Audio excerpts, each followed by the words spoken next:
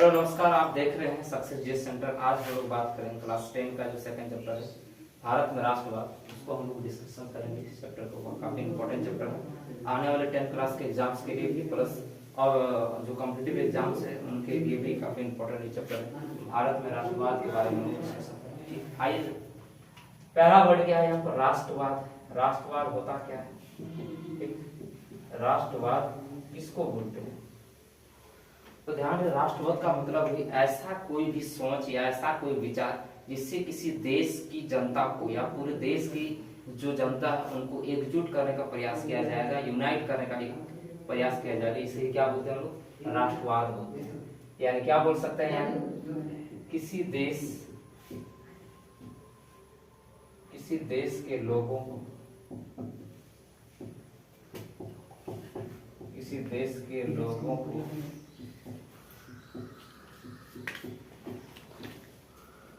किसी एक विचार के द्वारा एकजुट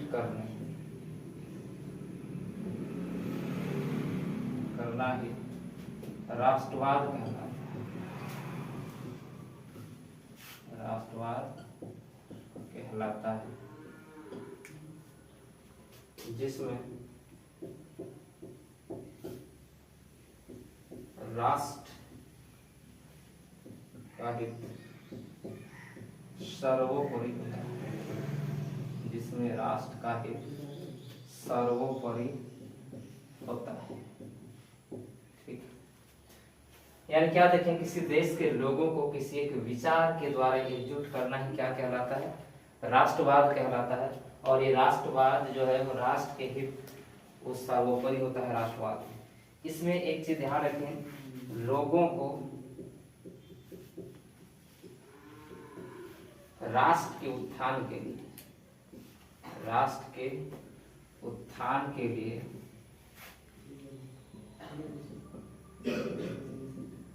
एकजुट किया जाता है, एकजुट किया जाता है। ठीक है, ये बात ध्यान रखना है। दूसरी बात ध्यान रखना है कि लोग विकास की ओर अग्रसर होते हैं, अग्रसर होते हैं। ये इसका मीनिंग निकला राष्ट्रवाद। तो ध्यान रहे ये बात कि जो है लोग राष्ट्र के विकास के लिए, इनके ऊपर राष्ट्र के उत्थान के लिए एकजुट होते हैं और लोग विकास की ओर अग्रसर होते हैं। ये चीज ध्यान रखना है। यानी क्या देखें, जब किसी भी देश में किसी लोगों को एकजुट करने का प्रयास किसी विचार या अमूर्त विचार के द्वारा किया जाता है तो उसे क्या कहा जाता है? राष्ट्रवाद कहा जाता है। अब ध्यान रहे, किसी देश को अगर राष्ट्रवाद में परिणत करना है, उसमें परिवर्तित करना है, तो इसके लिए काफी लंबा वक्त लगता है, क्योंकि लोगों को समझाना इतनी आसान बात नहीं है। ठीक है, और राष्ट्रवाद को आगे प्रचलित करने के लिए ढेर सारी जो है चीजें होनी पड़ती है। हम बात करेंगे भारत के कॉन्टेक्स्ट में, क्योंकि भारत आज जो डेमोक्रेसी को अपनाया है, आज जो लोकतंत्र को अपनाया है, ये लोकतंत्र में लोगों का अधिकार ज्यादा दिखा जाता है, लोगों का अधिकार ज्यादा दिया जाता है, आम पब्लिक को ज्यादा अधिकार होता है। और इनमें से, और इसी का मतलब है कि वो देश के हित के लिए काम करे। भारत में राष्ट्रवाद कैसे हुआ, कहाँ से स्टार्ट हुआ, कब से कब स्टार्ट हुआ, इनकी हम लोग नींव की बात करेंगे। ये स्टार्टिंग कहाँ से हुआ, कैसे कैसे राष्ट्रवाद के रूप में भारत जुड़ते गया, इसके प्रति अनेक कड़ियों के ऊपर हम लोग बात करेंगे। तो आइए आगे हम लोग बात करते हैं कि भारत जो है कैसे कैसे राष्ट्रवाद के रूप में परिणत होता है। इसके बाद हम लोग देखेंगे कि भारत में ऐसा क्या हुआ और कहाँ से स्टार्ट हुआ कि भारत में राष्ट्रवाद का रूप जो है देखने को मिलता है, और कहां से भारत में राष्ट्रवाद का जो स्वरूप है वो उभर कर सामने आता है, उसके बारे में हम लोग डिस्कशन करेंगे यहाँ। ठीक है, तो यहाँ देखेंगे कि जब भारत में 1857 की जो क्रांति हुई थी, 1857 की क्रांति, ये क्रांति पूरे विश्व भारत की सबसे जबरदस्त क्रांति थी। और इस क्रांति में सबसे ज्यादा अंग्रेजों के ऊपर जो है काफी ज्यादा प्रोटेस्ट किया गया था, विरोध किया गया था। उस विरोध के बाद भारत में एक चीज की कमी दिखाई दी कि 1857 की क्रांति भारत के लोगों के लिए सफल नहीं हो पाई, जिसके वजह से और भी भारत को काफी सारे वक्त लग गए 1947 तक पहुंचने में, जब तक आजादी नहीं मिलती। भारत को आजादी का एक स्वरूप देखेंगे तो छोटी सी घटना आप ध्यान रखें कि 1857 की जो क्रांति हुई थी, इस क्रांति में भारत को विफलता मिली थी। इस क्रांति में भारत को क्या मिली थी? विफलता मिली थी। और इस विफलता के कई कारण थे। इस विफलता के क्या थे? कई कारण थे। और इसी विफलता के कई कारण होने के वजह से जो है 1857 की क्रांति हम लोग को नहीं सक्सेसफुल मिली थी, सफल नहीं मिली थी। अब इसी विफलता को लोग जांचने के लिए कई बार लोगों ने कई सारी टीमें गठित की, कई सारी कमेटियां बनाई, कई सारी समितियां बनाई और समितियों ने सिफारिश की अलग अलग चीजों की। इनमें तो एक चीज देखा गया कि भारत के प्रतिनिधित्व का कोई भी ऑर्गेनाइजेशन, कोई भी संगठन नहीं था। तो भारत में पहली बार देखोगे 1857 की क्रांति के बाद भारत में पहली बार ऐसा हुआ जिससे भारत के आम जनता की जो मांग है, आम जनता की जो समस्या है, इसको अंग्रेजों तक पहुंचाने के लिए एक पहली बार उन्होंने भारत सरकार, भारत के लोगों के द्वारा एक संगठन का निर्माण किया जाता है जिसका नाम है कांग्रेस पार्टी। जिसका नाम है कांग्रेस पार्टी भारत में पहली बार देखोगे एक संगठन के रूप में उभरकर सामने आई। और कांग्रेस पार्टी की जो है स्थापना की जाती है 28 दिसंबर 1885 को इसकी स्थापना की जाती है कांग्रेस पार्टी की। और ये कांग्रेस पार्टी का काम क्या होता था कि भारत के किसी भी लोगों की कोई भी समस्या है, इसको अंग्रेजों तक पहुंचाने का काम जो है कौन करती थी? कांग्रेस पार्टी करने का काम करती थी। ठीक है, तो कांग्रेस पार्टी एक मध्यस्थता का काम करी, मध्यस्थता का काम करने का प्रयास की कांग्रेस पार्टी के द्वारा। स्थापना पूछा जाए, ये पार्टी बहुत इंपॉर्टेंट आज भी ये पार्टी है। 28 दिसंबर 1885 को इसकी स्थापना होती है। कहाँ होती है इसकी स्थापना तो पूछा जाएगा, ध्यान रखना। तो गोकुलदास तेजपाल संस्कृत विश्वविद्यालय, गोकुलदास तेजपाल संस्कृत विश्वविद्यालय, संस्कृत विश्वविद्यालय, ठीक है, ये मुंबई में है। ठीक है, मुंबई, ग्वालियर टैंक के सामने, ग्वालियर टैंक के सामने इसकी स्थापना होती है। ठीक है, एग्जाम में क्वेश्चन पूछा जाएगा कि 28 दिसंबर 1885 को कांग्रेस पार्टी की स्थापना कहाँ हुई थी? तो गोकुलदास तेजपाल संस्कृत विश्वविद्यालय, गोकुलदास तेजपाल संस्कृत विश्वविद्यालय मुंबई नियर ग्वालियर टैंक के सामने स्थापना हुई थी। इसीलिए प्रत्येक साल जो है 28 दिसंबर के दिन भारत में जो देखोगे तो कांग्रेस पार्टी अपना स्थापना दिवस मनाती है। ठीक है, स्थापना दिवस कब मनाती है कांग्रेस पार्टी? 28 दिसंबर को मनाती है प्रत्येक साल। ठीक, अब एक बात ध्यान से देखो, कांग्रेस पार्टी की जैसी स्थापना होगी, कांग्रेस पार्टी क्या करने लगी? प्रत्येक साल जो है एक मीटिंग बुलाने लगी और मीटिंग जो है आयोजन करने लगी, बैठक आयोजन किया जाता था। उसको जो है सत्र कहा जाता था या उसको अधिवेशन कहा जाता था। तो ध्यान रहिए, कांग्रेस पार्टी जो है प्रत्येक साल जो है एक मीटिंग बुलाया करती थी जिसको अधिवेशन कहा जाता है। तो पूछा जाएगा कांग्रेस का पहला अधिवेशन कब और कहाँ हुई थी? कांग्रेस पार्टी का पहला अधिवेशन, कांग्रेस पार्टी का पहला अधिवेशन अगर पूछे तो ध्यान रहे पहला अधिवेशन जो है वो मुंबई में ही आयोजित की गई थी। ठीक है, 1885 में। ठीक, और इस पार्टी में एक व्यक्ति को जो है चेयरमैन चुना जाता था, उसको अध्यक्ष चुना जाता था। और उसका जो पहला अध्यक्ष है उनका नाम ध्यान रहे, कांग्रेस पार्टी का पहला अध्यक्ष, कांग्रेस पार्टी का पहला अध्यक्ष जो है किसको चुना गया था? ये बात बहुत बार एग्जाम में क्वेश्चन में पूछा गया। तो वो थे WC बनर्जी, यानी व्योमेश चंद्र बनर्जी पूरा नाम। इनको पहला जो है चेयरमैन चुना गया, पहला अध्यक्ष चुना गया कांग्रेस पार्टी। ये बात ध्यान रहे, WC बनर्जी, ये बात ध्यान रहे, व्योमेश चंद्र बनर्जी। इसका पूरा नाम अगर पूछे तो व्योमेश चंद्र बनर्जी, ये कांग्रेस पार्टी के पहले अध्यक्ष थे। ये बात ध्यान रखें। ठीक है, पूछा जाए वर्तमान में कांग्रेस पार्टी का अध्यक्ष कौन है? वर्तमान में कांग्रेस पार्टी के अध्यक्ष कौन है? यह भी क्वेश्चन का बात पूछा जाता है। वर्तमान में कांग्रेस पार्टी के अध्यक्ष, ठीक है, वर्तमान में कांग्रेस पार्टी का अध्यक्ष है मल्लिकार्जुन खड़गे, मल्लिकार्जुन खड़गे। ये अभी वर्तमान में कांग्रेस पार्टी के क्या है? अध्यक्ष। ये बात ध्यान रखना, ठीक है। आगे हम बात करेंगे इसके बाद। अब हाँ सर, ठीक है, आगे हम लोग देखेंगे इस चीज को, ठीक है। कांग्रेस पार्टी का जो पहला अधिवेशन था उसकी अध्यक्षता किसने की थी? डब्ल्यू.सी. बनर्जी। ठीक है, कांग्रेस पार्टी का पहला अधिवेशन मुंबई में 1885 में होता है। एक क्वेश्चन और पूछा जाता है, कांग्रेस पार्टी के संस्थापक कौन है? अगर पूछा जाए संस्थापक की बात करें, कांग्रेस पार्टी के संस्थापक, तो इनका नाम है A.O. ह्यूम। A.O. ह्यूम, ये बात ध्यान रखना है। इसका भी फुल फॉर्म पूछ लिया था कभी एग्जाम में, एलन ऑक्टेवियन ह्यूम, ठीक है। एलन ऑक्टेवियन ह्यूम जो थे वो इसके संस्थापक है। पूछा जाए कांग्रेस पार्टी के संस्थापक कौन थे, तो A.O. ह्यूम, ठीक है। स्थापना कहाँ की गई थी, ध्यान से बता दें यहाँ पर। अधिवेशन पहला कब हुआ था? 1885, ठीक है। पहला अध्यक्ष कौन थे? डब्ल्यू.सी. बनर्जी। वर्तमान में कांग्रेस पार्टी का अध्यक्ष कौन है? मल्लिकार्जुन खड़गे। ये बात ध्यान है, इनसे पहले सोनिया गांधी थी, ठीक है। अब हम लोग आगे जाएंगे इसमें, ठीक है।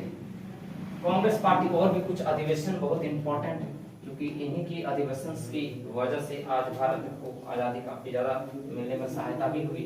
ये बात भी आप ध्यान में रखोगे, ठीक है।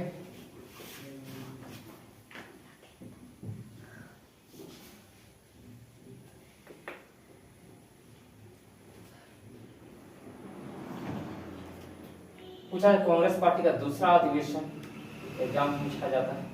कांग्रेस पार्टी का दूसरा अधिवेशन, कांग्रेस पार्टी का दूसरा अधिवेशन 1886 में कोलकाता में हुआ था। 1886 में कोलकाता में हुआ था, ये बात ध्यान रखना, ठीक है। 1886 कोलकाता, ठीक। अब आगे ध्यान से देखो, कांग्रेस पार्टी जो है महत्वपूर्ण पार्टी बनती गई, क्योंकि इस पार्टी के द्वारा अंग्रेजों के खिलाफ या अंग्रेजों के जो भी कहने थे उन सारी चीजों का आदान प्रदान, मध्यस्थता का काम करने लगी। भारत के लोगों की भी जो समस्याएं उनको अंग्रेजों को पहुंचाने का काम करने लगी, प्लस अंग्रेजों की जो भी दिक्कतें उनको भी भारत के लोगों द्वारा पहुंचाने का काम किया जाता, आदान प्रदान करने का माध्यम बन गया था कांग्रेस पार्टी।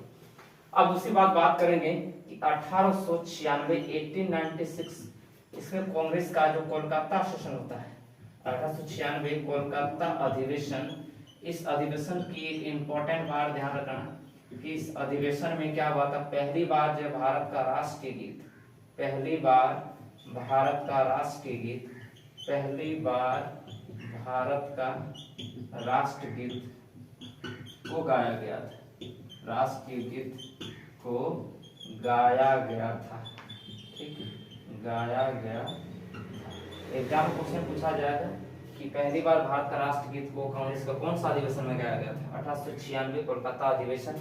और इनके जो अध्यक्ष इस समय थे, अध्यक्षता की थी दादा भाई नौरोजी। दादा भाई नौरोजी के द्वारा इनकी अध्यक्षता की गई थी, दादा भाई नौरोजी। इस व्यक्ति को जो है grand old man of India भी कहते हैं, grand old man of India भी कहा जाता है, ओल्ड मैन ऑफ इंडिया भी कहा जाता है, grand old man of India.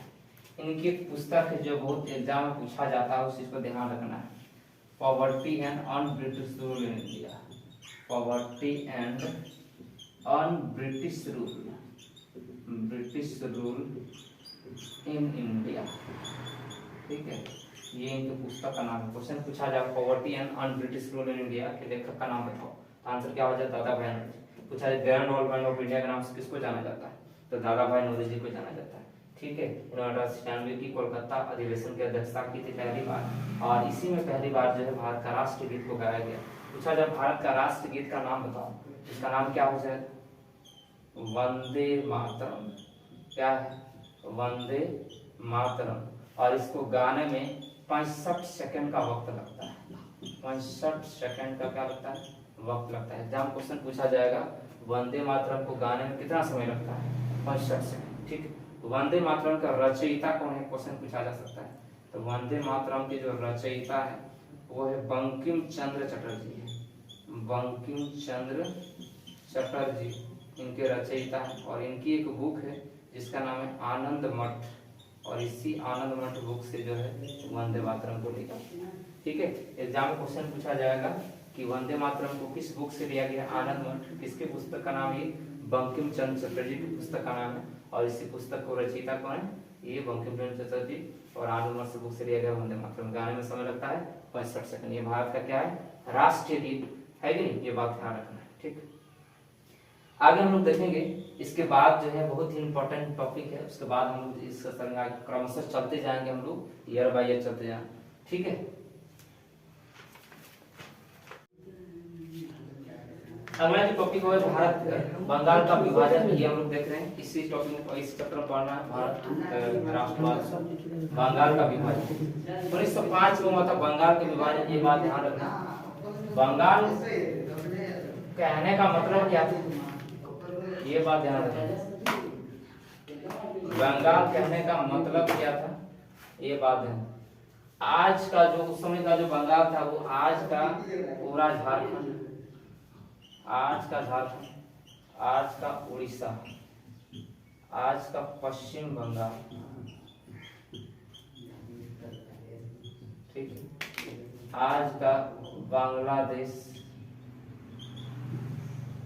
और आज का पूरा असम वाला रीजन, ये सभी को मिला के उस समय क्या बोला जाता था, बंगाल बोला जाता था। इसीलिए देखो कि पूरा भारत में 3 ही प्रेसिडेंसी में बंटा हुआ था। उनमें से सबसे बड़ा प्रेसिडेंसी था कौन, बंगाल प्रेसिडेंसी। पूरा भारत 3 प्रेसिडेंसी में बंटा हुआ था।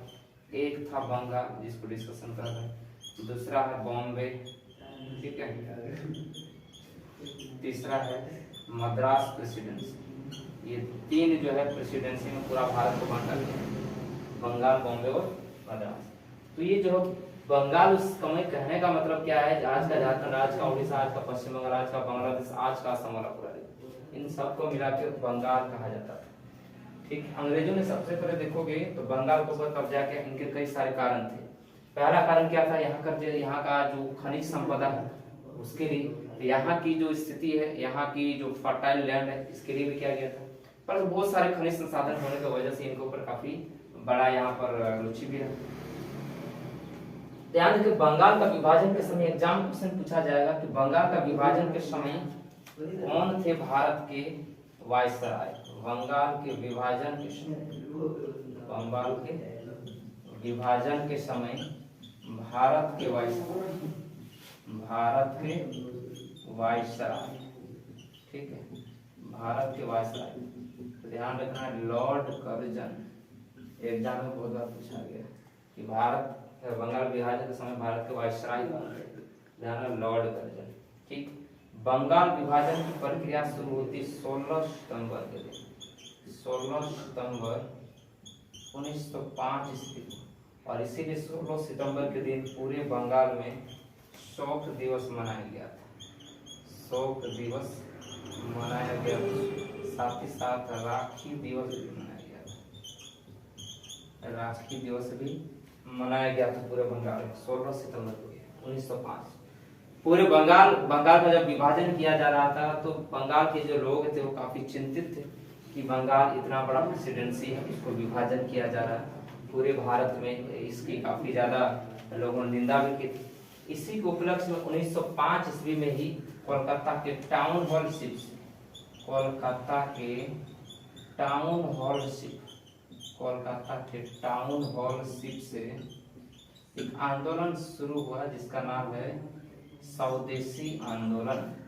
इसका नाम है स्वदेशी आंदोलन। एग्जाम में क्वेश्चन पूछा जाएगा कि स्वदेशी आंदोलन कब स्टार्ट हुआ। 1905 ईस्वी में स्टार्ट हुआ था कोलकाता के टाउन हॉल शिप, ठीक है, और इसी को बोला जाता है बंग भंग आंदोलन। इसको क्या कहा जाता है, बंग भंग आंदोलन भी कहा जाता है। दोनों बात है। स्वदेशी आंदोलन का मतलब क्या था कि भारत के लोग जो है स्वदेशी वस्तुओं का उपयोग करें, चाहे कपड़ा होता है, कोई भी चीज जो स्वदेशी है उसका हम लोग उपयोग करें, है कि नहीं। और इसीलिए इसको भी नाम बंग भंग आंदोलन का नाम दिया गया। अंग्रेजों का जोरदार विरोध किया गया इसमें। वायसराय जो लॉर्ड कर्जन थे इनका काफी विरोध भी किया गया कि बंगाल का इन्होंने विभाजन कर रहे, ठीक है। तो बंगाल विभाजन के समय ध्यान रखना, क्वेश्चन पूछा जाएगा कौन थे वायसराय, लॉर्ड कर्जन। 16 सितंबर 1905 को बंगाल विभाजन प्रभावी हो जाता है और कोलकाता के टाउन हॉल शिप से स्वदेशी आंदोलन 1905 में स्टार्ट हो जाता है और बंग भंग आंदोलन भी क्या हो जाता है, इसको कहा जाता है। ये बात ध्यान रखना है। पूरा उस समय बंगाल कहने का मतलब क्या था, आज का झारखंड, आज का उड़ीसा, आज का पश्चिम बंगाल, बांग्लादेश होता था, पूरा रीजन जो क्षेत्र कहलाता था वो बंगाल कहलाता। ठीक है, तो ये बात ध्यान रखना है। तो बंगाल का विभाजन कब हुआ, एग्जाम पूछा जाए 1905 ईस्वी में। स्वदेशी आंदोलन कब से स्टार्ट हुआ, ये बात ध्यान रखना, 1905। ठीक है, ये था बंगाल विभाजन से रिलेटेड क्वेश्चन। हालांकि इसको रद्द करने के लिए भी कई बार प्रयास किए गए, जैसे 1911 में लोग बात करेंगे आगे, बंगाल विभाजन को रद्द करने के लिए भी जो कई प्रस्ताव भी लाए जाते हैं, लेकिन नहीं हो पाए। ठीक है, आज हम लोग बात करेंगे इसके बाद।